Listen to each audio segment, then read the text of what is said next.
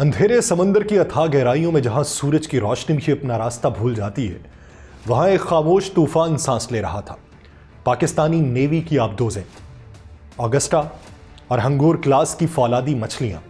پانی کی سطح کے نیچے چھپی بیٹھی تھیں، جیسے شیر شکار کے وقت گھات میں بیٹھتا ہے۔ ان کے جسم پر چھپا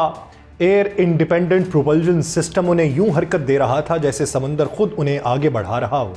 بغیر کسی شور کے، بغیر کسی نشان کے۔ ان آبدوزوں کے اندر بابر 3 کروز میزائل اپنے خول میں خاموش مگر مہلک پڑے تھے، ایسے جیسے سمندر نے اپنی گہرائی میں انگارے چھپا رکھے ہوں۔ ہر میزائل اپنے اندر ایک پورے شہر کو پل بھر میں راکھ کرنے کی صلاحیت رکھتا تھا۔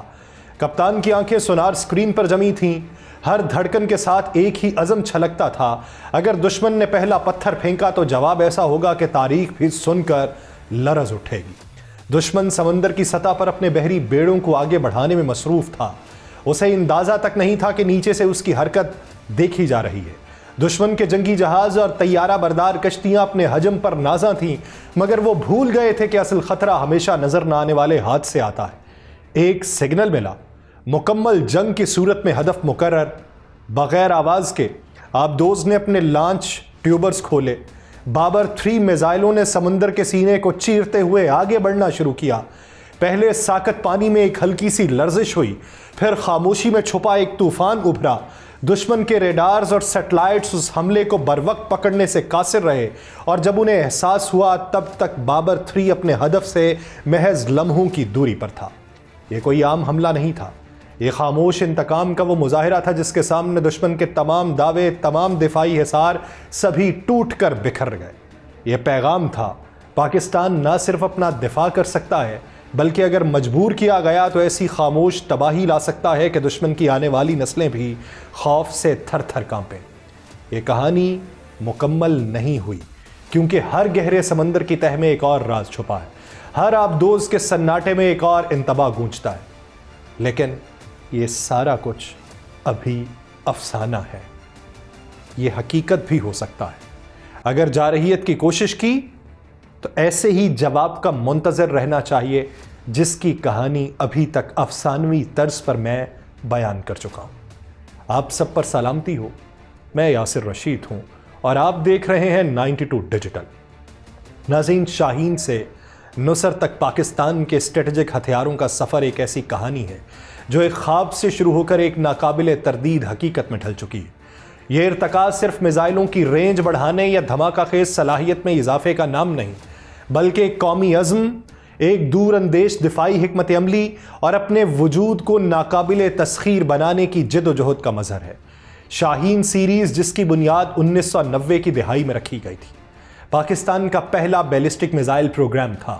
جو روایتی اور جوہری ہتھیار لے جانے کی مکمل صلاحیت رکھتا ہے۔ شاہین 1 سے آغاز ہوا جو درمیانے فاصلے تک مار کرنے والا میزائل تھا، مگر جلد ہی شاہین 2 اور شاہین 3 جیسے جدید میزائل متعارف کروائے گئے، جنہوں نے پاکستان کو پورے بھارت کے طول و عرض کو نشان پر لینے کی صلاحیت عطا کی۔ شاہین 3 کی خاصیت یہ ہے کہ انڈمان نکوبار جزائر تک پہنچنے کی صلاحیت رکھتا ہے، جو بھارت کی اسٹریٹجک ڈیپتھ کا ایک اہم حصہ ہے۔ وقت کے ساتھ ساتھ جنگی حکمت عملیوں میں تبدیلی کے پیش نظر پاکستان نے نصر میزائل کو بھی تیار کیا، جو ایک کم فاصلے تک مار کرنے والا ٹیکٹیکل نیوکلیئر ویپن ہے۔ نصر دراصل بھارت کے کولڈ سٹارٹ ڈاکٹرائن کا براہ راست جواب تھا،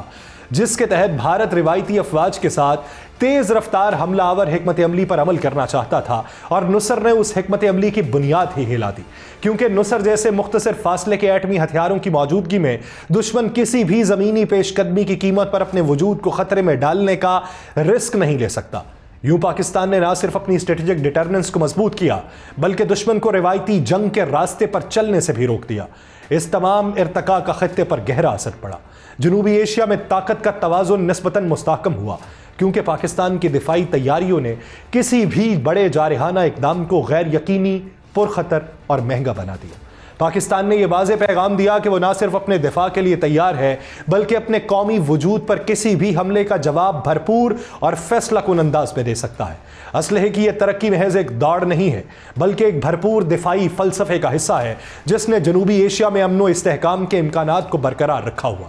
جبکہ پاکستان کا air and missile defence network در حقیقت اس کے اسٹریٹجک دفاع کا ایک ایسا پہلو ہے جو دشمن کے کسی بھی اچانک یا منصوبہ بند فضائی حملے کو ناکام بنانے میں کلیدی کردار ادا کرتا ہے۔ ماضی میں پاکستان زیادہ تر اپنی فضائیہ پر انحصار کرتا تھا کہ وہ دشمن کے طیاروں اور میزائلوں کا راستہ روکے، لیکن بدلتے وقت اور بھارت جیسے حریف کے بڑھتے ہوئے بیلسٹک کروز میزائل پروگرام کے تناظر میں یہ لازم ہو گیا کہ پاکستان اپنی سرزمین پر بھی ایک مکمل فعال اور جدید ایئر ڈیفنس سسٹم تیار کرے۔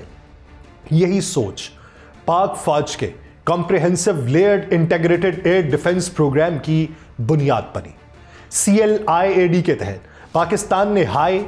میڈیم اور لو آلٹیٹیوڈ ڈیفنس سسٹم جیسے ہیمارڈز، لومیڈز، شورڈ اور ای شورڈ متعارف کروائے، جنہیں کور سے لے کے بریگیڈ سطح تک مربوط انداز میں تعینات کیا گیا۔ یہ سسٹمز مختصر سے لے کے طویل فاصلے تک آنے والے طیاروں، ڈرونز اور میزائلوں کو روکنے کی صلاحیت رکھتے ہیں۔ پاکستان نے چین سے حاصل کردہ LY-80 جیسے جدید میزائل سسٹمز بھی اپنی ڈیفنس لائن میں شامل کیے ہیں، جبکہ تھاڈ جیسا بیلسٹک میزائل ڈیفنس تصور حاصل کرنے کی بھی پاکستان نے کوشش کی ہے۔ پاکستان کا air and missile defence network اب نہ صرف دشمن کے میزائل اور ہوائی حملوں کو روکنے کے قابل ہو چکا ہے، بلکہ یہ اس بات کو یقینی بناتا ہے کہ کسی بھی خطرے کے وقت فضائی دفاع کا جواب فوری، خودکار اور طبقاتی انداز میں ہو، جس میں ہر سطح پر الگ الگ سسٹم اپنا کردار ادا کرے۔ اس نیٹ ورک نے پاکستان کی جنگی صلاحیت کو مزید طاقتور بنایا ہے، خاص طور پہ بھارت کی جانب سے متوقع براہموز کروز میزائل حملوں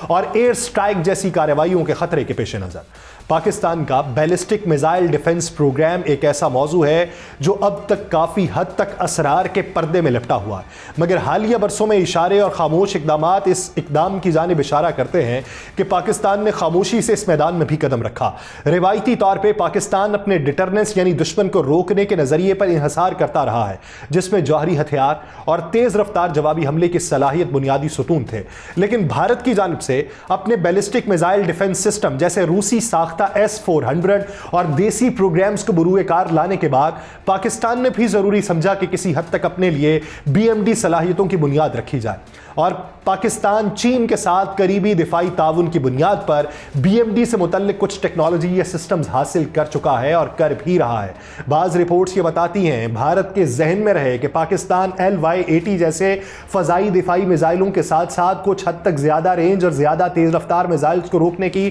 ٹیکنالوجی پہ کام کر رہا ہے۔ اسی تناظر میں ہائپر سونک میزائل حملوں کے خلاف بچاؤ کے لیے ریڈار نیٹ ورکس کو اپ گریڈ کرنا اور موبائل یا فکسڈ انٹرسپٹر سسٹم متعارف کروانا ایک متوقع قدم سمجھا جا رہا ہے۔ اگرچہ پاکستان کھل کر کسی مکمل BMD شیلڈ کے دعوے کے ساتھ سامنے نہیں آیا، مگر دفاعی تجزیہ کار اور بھارت اس حقیقت کو جھٹلا نہیں رہے کہ پاکستان نے کم از کم محدود حد تک نقطۂ دفاع یعنی پوائنٹ ڈیفنس BMD سسٹم پہ کام کیا ہے، جو کہ اعلیٰ دفاعی اثاثوں، جوہری تنصیبات اور اہم شہروں کو دشمن کے بیلسٹک میزائل حملے سے بچانے کے لیے مخصوص ہیں۔ اس تمام تر منظرنامے میں دلچسپ سوال یہ اٹھتا ہے کہ اگر بھارت مستقبل میں اپنی BMD صلاحیت کو مکمل آپریشنل سطح پر لے آتا ہے تو کیا پاکستان بھی اپنے بیلسٹک میزائلوں میں MIRV یعنی ملٹیپل انڈیپینڈنٹلی ٹارگیٹیبل ری انٹری ویکلز یعنی ایک میزائل میں کئی الگ الگ نشانے بنانے اور وار ہیڈز شامل کرنے کی صلاحیت رکھے گا تاکہ دشمن کی ڈیفنس لائن کو بریک کر سکے؟ پاکستان کا MIRV یعنی ملٹیپل انڈیپینڈنٹلی ٹارگیٹیبل ری انٹری ویکلز پروگرام سراسر ایک دفاعی حکمت عملی کے طور پہ پروان چڑھا۔ بھارت کی بڑھتی ہوئی جا رہی ہے اس کے میزائل کی خریداری اور S-400 دفاعی نظاموں جیسے مکمل جنگی تیاریوں کے ماحول نے پاکستان کو مجبور کیا کہ وہ اپنے جوابی حملے کی صلاحیت کو مزید بہتر کرے تاکہ کسی بھی جارحیت کا مؤثر اور ناقابل تلافی جواب دیا جا سکے۔ MIRV ٹیکنالوجی کی بدولت پاکستان ایک ہی بیلسٹک میزائل کے ذریعے متعدد اہداف کو بیک وقت نشانہ بنانے کی صلاحیت حاصل کر چکا ہے، اور یہ حکمت عملی کسی حملے کا آغاز کرنے کے لیے نہیں بلکہ دشمن کے حملے کے بعد فوری، फैसला कुन और कम से कम वक्त में ज्यादा से ज्यादा मौसर जवाब देने के लिए तैयार की जा रही है। और पाकिस्तान के लिए MIRV की अहमियत इसलिए और भी बढ़ जाती है क्योंकि अगर भारत अपनी BMD यानी बैलिस्टिक मिसाइल डिफेंस को मुकम्मल फाल करता है तो पाकिस्तान के रिवायती जवाबी हमले की सलाहियत कमजोर हो सकती है। MIRV वॉरहेड्स दुश्मन के मिसाइल डिफेंस सिस्टम को मगलूब कर सकते हैं क्योंकि एक ही मिसाइल से बैक वक्त कई मुख्तलिफ अहदाफ पर वार करना किसी भी दिफाई सिस्टम के लिए एक निहायत दुश्वार चैलेंज बन जाता है। उसका मतलब यह है कि अगर भारत किसी भी किस्म की मुहिम जोई या पहले हमले की हमाकत करता है तो पाकिस्तान अपने MIRV सिस्टम के जरिए ना सिर्फ फौरी जवाबी कार्रवाई करेगा बल्कि उस कार्रवाई की शिद्दत और वसअत इतनी ज़बरदस्त होगी कि दुश्मन के अहम कमांड एंड कंट्रोल सेंटर्स, फौजी अड्डे और स्ट्रेटेजिक तनसीबात बैक वक्त तबाह हो जाएंगे। यह सारा अमल मुकम्मल तौर पर दिफाई है और इसका मकसद सिर्फ और सिर्फ दुश्मन को हमले से रोकने के लिए नाकाबिले कबूल नुकसान की यकीन दहानी कराना। पाकिस्तान के लिए जौहरी डिटर्नेंस हमेशा एक जिम्मेदार दिफाई और खत्ते में ताकत के तवाज़ुन को बरकरार रखने का जरिया रहा है और MIRV इस फ़लसफ़े का तसलसल है ताकि कोई भी दुश्मन ये गलत फहमी ना पाल सके कि महदूद मिसाइल डिफेंस के सहारे वो जारहियत करके बच निकलेगा। पाकिस्तान अपने स्ट्रेटेजिक हथियारों में समुंदर से लॉन्च होने वाली सलाहियत SLBM यानी सबमरीन लॉन्च्ड बैलिस्टिक मिसाइल पर भी खामोशी से पेशरफ्त कर रहा है और ये सलाहियत जिसे सी बेस्ड डिटर्नेंस भी कहा जाता है पाकिस्तान के मुकम्मल स्ट्रेटेजिक दिफाई खाके का अगला कदम है। ज़मीन पर मौजूद मिसाइलों की तनसीबात दुश्मन की पहली ज़रब का निशाना बन सकती है लेकिन समुंदर में मुतहर्रिक आबदोज़ें जो बैलिस्टिक मिसाइलों से लैस हों दुश्मन के लिए एक ऐसा छुपा हुआ और नाकाबिले पेशगोई ख़तरा बनती हैं जिसे मुकम्मल तौर पर नाकारा बनाना तकरीबन नामुमकिन होता है। और पाकिस्तान ने इस समत में कदम बढ़ाते हुए बाबर 3 क्रूज़ मिसाइल का कामयाब तजर्बा किया जो आबदोज़ से फायर किया जा सकता है। अगरचे बाबर 3 फ़िलहाल क्रूज़ मिसाइल है लेकिन मुस्तकबिल में पाकिस्तान के पास बैलिस्टिक मिसाइल से लैस आबदोज़ों का नेटवर्क बनाने की अहलियत मौजूद है और यह सलाहियत पाकिस्तान को सेकंड स्ट्राइक कैपेबिलिटी देगी, यानी अगर खुदा न खास्ता दुश्मन हमले में ज़मीनी मिसाइल साइट्स तबाह भी कर दे तो समंदर में छुपी आबदोज़ों से तबाहकुन जवाबी हमला यकीनी बनाया जा सके। और यह सलाहियत जनूबी एशिया में डिटर्नेंस के तवाज़ुन को मज़ीद मुस्तहकम कर देगी और दुश्मन को किसी भी जारहियत के बारे में कई बार सोचने पर मजबूर कर देगी। गहराई में सोचिए, पाकिस्तान नेवी कई सालों से अपने ज़ेर-ए-आब दिफा को मजबूत बनाने पर खामोशी से काम कर रही है। इस हवाले से सबसे बड़ी पेशरफ्त आबदोज़ों की जदीदकारी है और पाकिस्तान के पास फ्रांसीसी साख्ता ऑगस्टा 90B आबदोज़ें मौजूद हैं जिन्हें मकामी तौर पे अपग्रेड किया गया। उन आबदोज़ों को अब मिसाइल फायर करने के काबिल बनाया जा चुका है, ख़ास तौर पे बाबर 3 जैसे क्रूज़ मिसाइलों के लिए। बाबर 3 क्रूज़ मिसाइल तकरीबन 450 किलोमीटर तक मार करने की सलाहियत रखता है और समंदर की गहराइयों से दुश्मन के बहरी या ज़मीनी अहदाफ को निशाना बना सकता है। ये मिसाइल नेविगेशन, स्टेल्थ टेक्नोलॉजी और इंतहाई दुरुस्तगी की खुसूसियत रखता है जिससे दुश्मन की किसी भी दिफाई तय को खामोशी से चीर सकता है। स्टेल्थ टेक्नोलॉजी वो होती है जो अपर साख्त होती है, यानी अपर कवर किसी भी चीज़ का, चाहे वो हवाई जहाज़ में हो या मिसाइल में। जब वो दिफाई शुआएँ उन तक पड़ती हैं और वापस जाती हैं तो वो पता देती हैं कि ये मिसाइल या ये जहाज़ यहाँ से गुजर रहा है। स्टेल्थ टेक्नोलॉजी ये होती है कि जब शुआ उन तक पड़ती है वो लहरें अपने अंदर जज्ब कर लेती हैं और वो वापस नहीं जा सकती, जिससे उनके दिफाई निज़ाम को पता नहीं चलता कि उनकी फ़ज़ाई हुदूद में कौन सी चीज़ दाखिल हो चुकी है। अब पाकिस्तान नेवी का अगला कदम अपनी आबदोज़ बेड़े में चीनी साख्ता हंगूर क्लास आबदोज़ें टाइप 039041 युआन क्लास का वर्जन शामिल करना है। ये आबदोज़ें ना सिर्फ ज़्यादा गहराई में जाके काम करेंगी बल्कि इनमें एयर सिस्टम भी लगा हुआ है, इंडिपेंडेंट प्रोपल्जन, जिसकी बदौलत वो कई दिन तक बगैर सतह पर आए ज़ेर-ए-आब रह सकती हैं और ये खासियत दुश्मन के रेडार और जासूसी के लिए उन्हें तकरीबन गायब कर देती हैं। ये सब मिला के पाकिस्तान को ये बरतरी हासिल है कि वो खुफिया तौर पर कहीं से भी दुश्मन पर मोहलिक हमला कर दे बगैर इसके कि दुश्मन को पहले से खबर हो। यही सेकेंड स्ट्राइक कैपेबिलिटी है पाकिस्तान के जौहरी डिटर्नेंस को मुकम्मल फाल करने की, क्योंकि एक मुकम्मल डिटर्नेंस तभी मौसर समझा जाता है जब दुश्मन जानता हो कि चाहे पहले हमला करे या सब कुछ तबाह करने की कोशिश करे, जो अब बहरहाल आएगा वो तबाहकुन होगा। तो इसलिए कोई भी जारहियत करनी हो तो ये मालूमात जहन में रख के कीजिएगा। मुझे दीजिए इजाज़त, अल्लाह निगहबान।